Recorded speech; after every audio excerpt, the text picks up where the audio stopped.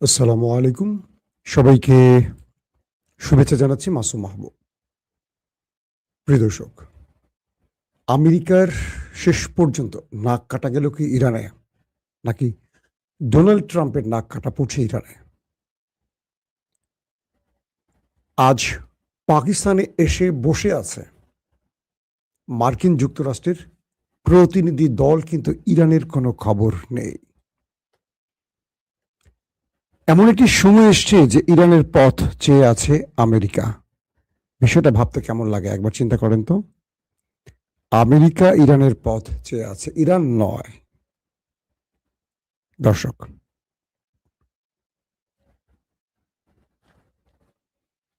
মার্কিন president Donald Trump ক্রমান্বয়ে একা হয়ে পড়ছেন।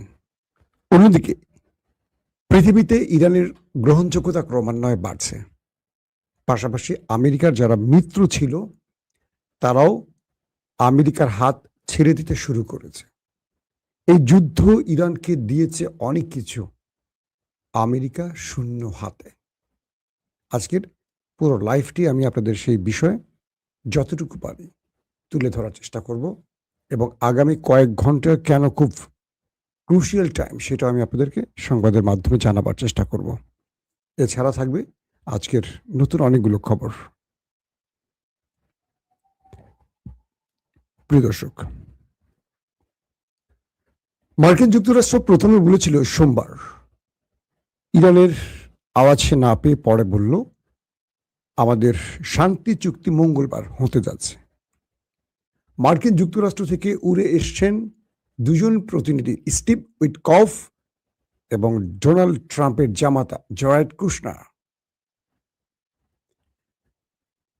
কিন্তু ইরানের কোনো প্রতিনিধি দল পাকিস্তানে প্রবেশ করেনি। ইরান বলেছে আমরা এ ফেক শান্তি চুক্তিতে বসতে রাজি নই। যতক্ষণ পর্যন্ত আমাদের শর্ত আমেরিকা না মানবে আমরা এই শান্তি চুক্তিতে বসবো না। এটি একটি লোক দেখানো শান্তি চুক্তি। ইরানের দুজন গুরুত্বপূর্ণ ব্যক্তি, একজন স্পিকার, অন্যজন পররাষ্ট্রমন্ত্রী, দুজনের বক্তব্যে সেই বিষয়টি স্পষ্ট হয়েছে। কিন্তু আমেরিকার অন্যতম আরেকজন ডেলিগেট, ভাইস প্রেসিডেন্ট, তিনি কোথায়? JD Vance. বলা হচ্ছে তিনি এখনো বিমানে ওঠেননি, কারণ যতক্ষণ না ইরান এই সফরে পাকিস্তানে আসছেন এই গ্রিন সিগন্যাল না পাচ্ছে ততক্ষণ মার্কিন ভাইস প্রেসিডেন্ট তিনি আসছেন না ইরান, আমেরিকা কি বলে পাকিস্তানে। যখন বোঝা যাবে জেডি ভ্যান্স আকাশে উড়াল দিচ্ছেন, তার বিমানে পা রাখছেন, তখন বোঝা যাবে নেপথ্যে ইরান আমেরিকাকে গ্রিন সিগন্যাল দিয়েছে। বিষয়টি মোটামুটি এরকমই হচ্ছে, আপাতত দৃষ্টিতে তাই মনে হয়। যে মার্কিন প্রেসিডেন্ট বারবারই বলছেন ইরানের সাথে চুক্তি হয়ে যাচ্ছে, চুক্তি হয়ে যাবে, চুক্তি হয়ে যাচ্ছে, চুক্তি হয়ে যাচ্ছে, সেই প্রেসিডেন্ট ট্রাম্প অবশেষে বুঝলেন ইরান তার কাছে নতি স্বীকার করছে না, বরং তাকে নতি স্বীকার করতে বাধ্য করছে। একদম সহজ বাক্যে বুঝিয়ে বললাম আপনাদের। মার্কিন প্রেসিডেন্ট গত কয়েকদিনে তার সবগুলো বক্তব্যে দুটো স্পেশাল ওয়ার্ড ইউজ করেছেন। এক, শান্তি চুক্তি, দ্বিতীয়, ইরানকে ধ্বংস। বারবারই তিনি ইরানকে হুমকি দিয়েছেন। কখনো বলেছেন পাথরের যুগে পাঠাবেন, কখনো বলেছেন পুরো ইরানের মানচিত্র থেকে মুছে ফেলবেন, কখনো বলেছেন বোম্বিং করে পুরো ইরানকে ধ্বংস করে ফেলবেন, কখনো বলেছেন বিশ্ব সভ্যতা থেকে ইরানকে মুছে ফেলবেন। ইরান তার উত্তরে মুখে কিছু বলেনি, শুধু কাজ করে গেছে। ডোনাল্ড ট্রাম্প যখন হরমুজ প্রণালীতে নৌ অবরোধ শুরু করলেন, এরপর পাকিস্তানের মধ্যস্থতায় ইরানের সাথে বসলেন, অর্থাৎ ইরান এবং আমেরিকার মধ্যে মধ্যস্থতা করলো পুরো পাকিস্তান। একদিকে প্রধানমন্ত্রী শাহবাজ শরীফ, অন্যদিকে ফিল্ড মার্শাল আসিম মনির। ইরান বলল যতক্ষণ আমেরিকানরা হরমুজ প্রণালী থেকে বেরিয়ে না যাবে আমরা হরমুজ খুলে দেব না। আসিম মনির এই বিষয়টি টেলিফোনে বললেন প্রেসিডেন্ট ট্রাম্পকে যে আপনি হরমুজ প্রণালী থেকে নৌ অবরোধ প্রত্যাহার করলে বা চলে গেলে ইরান হরমুজ খুলে দেবে, তবে ইরান টোল আদায় করবে। যে শর্ত ইরান, সেই শর্তই থাকবে ইরান। ডোনাল্ড ট্রাম্প বলেন ওকে ফাইন, আমি হরমুজ থেকে চলে যাব। ইরান হরমুজ খুলে দেওয়ার ঘোষণা দিল। 24 ঘন্টা পেরিয়ে গেছে, কিন্তু আমেরিকা হরমুজ ত্যাগ করেনি, বরং আরো ওয়ারশিপ, অ্যাটাকিং হেলিকপ্টার, আরো কমান্ডো এ অঞ্চলে আনতে শুরু করেছে। ডোনাল্ড ট্রাম্পের গণমাধ্যমগুলো ফক্স নিউজ থেকে শুরু করে, ডোনাল্ড ট্রাম্পের অনুসারী বা তার অনুগত এই ফক্স নিউজ, তারা বলতে শুরু করেছে যে ট্রাম্পের বিজয় হয়েছে। ইরান ট্রাম্পের কাছে নথি স্বীকার করে হরমুজ খুলে দিয়েছে। দেখেন পর্দার অন্তরালে ঘটেছে কি, আর আমেরিকা বা ট্রাম্প প্রচার করছে কি।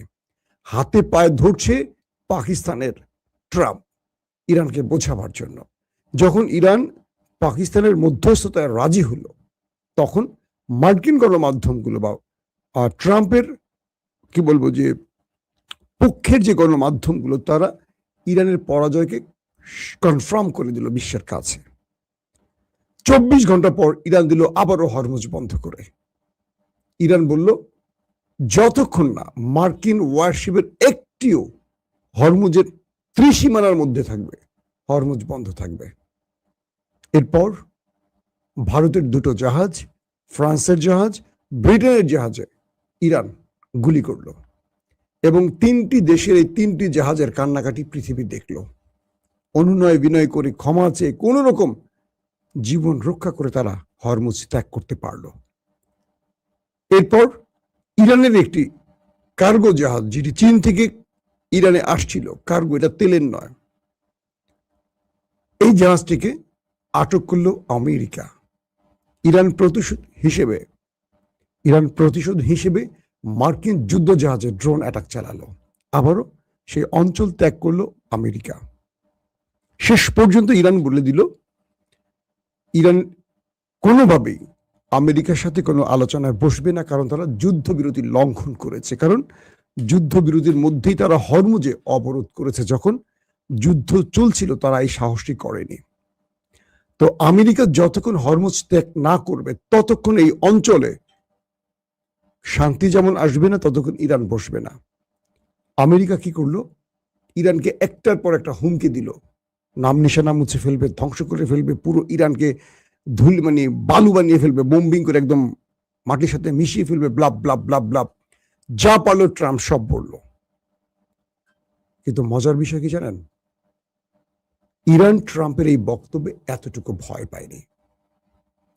সিআইএর একটি টিম আমেরিকাকে বলল, মিস্টার প্রেসিডেন্ট, আমাদের কাছে যে তথ্য আছে, ইরান আরেকটা বড় যুদ্ধের জন্য প্রস্তুতি নিচ্ছে এবং এই যুদ্ধে ইরান তার কাছে থাকা সবচেয়ে ভয়ঙ্কর গোপন মিসাইলগুলো পৃথিবীর সামনে হাজির করবে। কে বলছে? সিআইএর একজন খুব গুরুত্বপূর্ণ কর্তা ব্যক্তি। কাকে? হোয়াইট হাউসকে, মিস্টার প্রেসিডেন্টকে। এটা নিয়ে আমেরিকার রীতিমতো বিস্তর গবেষণা করে। গত কয়েকদিনে সিচুয়েশন রুমে একাধিকবার বৈঠকে বসেন ডোনাল্ড ট্রাম্প। তিনি বারবারই বলেন প্রয়োজনে আমি নিউক্লিয়ার অ্যাটাক করব, কিন্তু মার্কিন প্রশাসন, মার্কিন জেনারেলরা ট্রাম্পের এই দাবির পক্ষে দাঁড়াচ্ছেন না। তারা বলছেন ইরান আমেরিকার যুদ্ধের অবস্থা নিউক্লিয়ারের দিকে যায়নি। এক ইরান হরমুজ দিয়ে পুরো পৃথিবীর কাছে লেংটু করে ফেলেছে আমেরিকাকে। এখন যদি ইরানে কোনো কারণে একটি মিস অ্যাডভেঞ্চার হয়, একটি নিউক্লিয়ার অ্যাটাক করে আমেরিকা, পুরো পৃথিবী আমেরিকাকে এই সুযোগে একা করে ফেলবে। আমেরিকা শুধু নিউক্লিয়ার দিয়ে পরাশক্তি হয়নি, নিউক্লিয়ার রেখে ব্যবহার না করেও পরাশক্তি হওয়া যায়। সেই থট বা সেই মিথকে যদি আমেরিকা ভেঙে ফেলে, আগামীকালকে মনে রাখবেন 205টি দেশের 9টি দেশের কাছে পারমাণবিক আছে। পৃথিবীর 205টি দেশের 9টি দেশের কাছে নিউক্লিয়ার আছে। এই নিউক্লিয়ার থাকা মানে সবকিছু নয়। ট্রাম্প বারবারই পাগলামি করছেন, প্রয়োজনে নিউক্লিয়ার অ্যাটাক করবেন, তার থ্রেটগুলো নিউক্লিয়ার দিকে।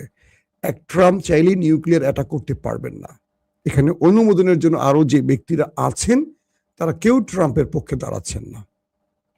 মার্কিন জেনারেলরা তাকে বারবারই বোঝাবার চেষ্টা করছেন যে বিগত 40 দিনের যুদ্ধে ইরান যা পেয়েছে আমরা পাইনি। ইরান পৃথিবীর কাছে তার গ্রহণযোগ্যতা পেয়েছে যেটা আগে ছিল না। আমেরিকা তার গ্রহণযোগ্যতা হারিয়েছে, যেটা ছিল সেটাও হারিয়ে ফেলেছে। এক, এই যুদ্ধকে আমেরিকা, মার্কিন সেনারা, মার্কিন পলিটিশিয়ানরা, পৃথিবীর যত গুরুত্বপূর্ণ বা আমাদের মিত্র রাষ্ট্রগুলো, কেউ বলছে না এই যুদ্ধ আমেরিকার যুদ্ধ, সবাই বলছে এটা ইসরায়েলের যুদ্ধ, আমেরিকার লড়ছে। মিস্টার প্রেসিডেন্ট, আপনাকে পৃথিবীকে বোঝাতে হবে এই যুদ্ধ আমাদের যুদ্ধ। আমাদের সেনারা তারা তাদের মূল শক্তির জায়গাটা, দেশপ্রেমের জায়গা থেকে, মোরাল জায়গা থেকে তারা ভেঙে পড়েছে, কারণ এই যুদ্ধটা আমাদের না, আমরা কেবল প্রক্সি ওয়ার করছি ইসরায়েলের হয়ে। কে বলছে? মার্কিন জেনারেলরা। আমাদের সেনারা গত 50 বছরে এত মার খায়নি যেটা ইরানের কাছে খেয়েছে। আপনি ভালো করে তাকান, গালফ কান্ট্রিতে আমাদের সকল সিস্টেম অকেজো করে ফেলেছে ইরান। আমাদের থার্ড, আমাদের প্যাট্রিয়ট, আমাদের রাডার সিস্টেম সব অকেজো। আমাদের প্রত্যেকটা বেজকে লন্ড ভন্ড করে ফেলেছে, যেগুলো যুগের পর যুগ ধরে আমরা তৈরি করেছি, সেগুলো ইরান ড্রোন মিসাইল দিয়ে ধ্বংস করেছে। আমাদের সেনারা কিচ্ছু করতে পারেনি। আমরা নিরীহ মানুষকে যতটা সহজে মারতে পেরেছি, ইরানের মূল স্ট্রং জায়গাটাকে আমরা ভাঙতে পারিনি। তাহলে সেই ইরানকে আমরা কি করে দুর্বল করব? তার মানে ইরান এই যুদ্ধে তার মোরাল জায়গা থেকে, তার দেশপ্রেম থেকে বা তার অধিকারের জায়গা থেকে স্ট্রং জায়গা আছে, স্ট্রং ভিতের উপর আছে, কিন্তু আমরা নেই। আমাদের সেনারা এই লড়াইটা তাদের নিজের মনে করছে না, কিন্তু শুধু নির্দেশ বাস্তবায়ন করছে। আমরা ইস্পাহানে পরাজিত হয়েছি, এতগুলো সেনা নিয়ে আমরা ফেরত এসছি, অনেকেই প্রাণ হারিয়েছে, আমাদের বিশাল সামরিক বহরকে ইরান ধ্বংস করে ফেলেছে, পৃথিবী দেখেছে, সেখানেও আমাদের পরাজয় হয়েছে। 40 দিনে প্রত্যেকটা দিন আমাদের পরাজয় রচিত হয়েছে। এক একটা দিন আমরা পৃথিবীর কাছে মুখ দেখানোর জন্য আমাদের নতুন করে মানে কি বলবো, যে মুখোশ পরে হাজির হতে হয়েছে। কে বলছে? মার্কিন জেনারেলরা। মিস্টার প্রেসিডেন্ট, সিদ্ধান্ত আপনাকে পরিবর্তন করতে হবে। ট্রাম্প ভেতরে চাপ খাচ্ছে, বাইরে আরেকটা বলছে। এখন পর্যন্ত ইরানে আমেরিকা বৈঠকের যে বিষয়টি পাকিস্তানে চলমান, কি বলছি আপনাদের, পাকিস্তানে এসে মার্কিন ডেলিগেটরা বসে আছেন, ইরান এখনো আসেনি। আমেরিকা বসে আছে কখন ইরানের বিমানটি পাকিস্তানে আসবে, কিন্তু ইরান বলছে যে আমরা আসবো না। তাহলে ঠেকায় পড়ছে কে? বলেন এটা কি নতুন করে পৃথিবী? ইরান কিভাবে কৌশলে মনস্তাত্ত্বিক লড়াইতে আমেরিকাকে পরাজিত করছে, ট্রাম্পকে বারবার পরাজিত করছে, খেয়াল করছেন? এই যুদ্ধে কৌশলের খেলায়, পরিকল্পনার খেলায়, মনস্তাত্ত্বিক খেলায়, এবং এই যুদ্ধে সবচেয়ে বড়, পৃথিবীকে সহজ বাক্যে পক্ষ বিপক্ষের যে বার্তাগুলো, ইরান যে খেলাটা খেলছে, আমেরিকা সেখানে পুরোপুরি ব্যর্থ হয়েছে। আমেরিকার সবচেয়ে বড় শক্তি নেটো আমেরিকার পাশে দাঁড়ায়নি। আমেরিকার অন্যতম মিত্র হলো ইউরোপের বন্ধুরা, একজনও আসেনি, কিন্তু এরা তলে তলে ইরানের সাথে যোগাযোগ করছে। ইরান এমন এক নিউক্লিয়ার খেলা খেলেছে, পৃথিবীর সকল নিউক্লিয়ারকে পরাজিত করে ফেলেছে, সেটার নাম হরমুজ প্রণালী। এই এক হরমুজ দিয়ে মার্কিন যুক্তরাষ্ট্রকে কাহিল করে ফেলেছে, পুরো ট্রাম্পের নাক কেটে পৃথিবীর কাছে তাকে সাইজ করে ফেলেছে। এখন ইরান একটি বক্তব্যের উপর অটুট, তুমি আমার হরমুজ থেকে চলে যাও।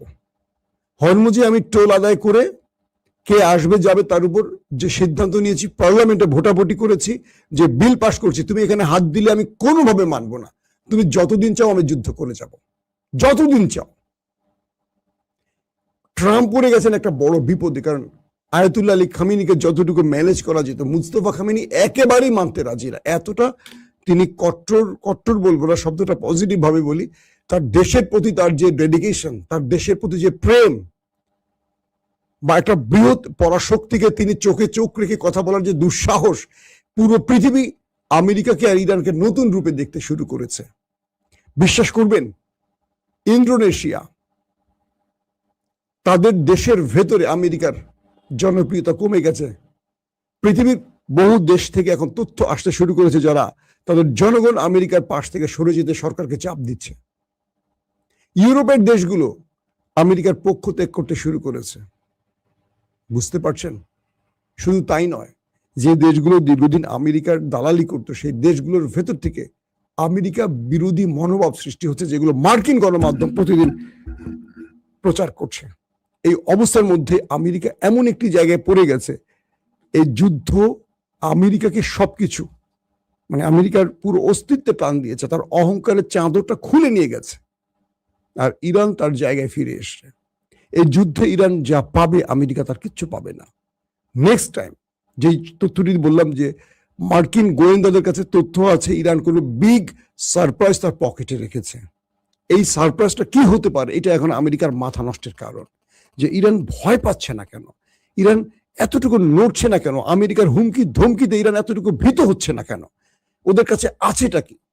ওরা যে বারবার বলছে যে আমেরিকাকে সারপ্রাইজ দেবে, সেটা কি হতে পারে? এটা নিয়ে রীতিমতো মার্কিন গবেষকরা তারা এখন চুল ছিটছে যে কি আছে ইরানের কাছে। ইসরায়েলের মাথা নষ্ট হয়ে যাচ্ছে, কি আছে ইরানের কাছে। তারা এখন খুঁজতে শুরু করছে ইরানের কাছে কি এমন আছে। কিন্তু ইরান বলছে আছে সারপ্রাইজ, তুমি যদি আমার দেশে আক্রমণ করো আমি তোমাকে সেই সারপ্রাইজটা দেব। কিন্তু আমেরিকা এখন ভয় পাচ্ছে, আক্রমণ করবে নাকি সমঝোতা করে কোন রকম ফেস সেভিং করে তিনি যুদ্ধটা থামাবেন। একদিকে মার্কিন যুক্তরাষ্ট্রের জনগণ বা প্রশাসন বা ডিপ স্টেটের চাপ, যুদ্ধ বন্ধ করো। অন্যদিকে নেতানিয়াহুর চাপ, যুদ্ধ বন্ধ করো না, ইরানকে শেষ করো। কিন্তু ইরানকে শেষ করতে যে প্রথম 40 দিনে পারেনি, সে বাকি সময়টিতে পারবে কি করে? নিশ্চয়তা কি যে ইসরায়েল আমেরিকা বলছে মাত্র 2 থেকে 3 দিনের মধ্যে আমরা ইরানকে শেষ করে দেব, নিশ্চিহ্ন করে দেব। আজ পর্যন্ত সেই ইসরায়েল আমেরিকা 40 দিন পরে হিসেবের খাতায় দেখলো তাদেরই সবকিছু হারিয়েছে। কেবল ইরানের কিছু ভবন, কিছু সাধারণ মানুষ, কয়েকজন গুরুত্বপূর্ণ ব্যক্তিকে হত্যা ছাড়া ইরানের কাছ থেকে কিচ্ছু পায়নি তারা। এই যুদ্ধ ইরানকে দিয়েছে, আবারও বলছি।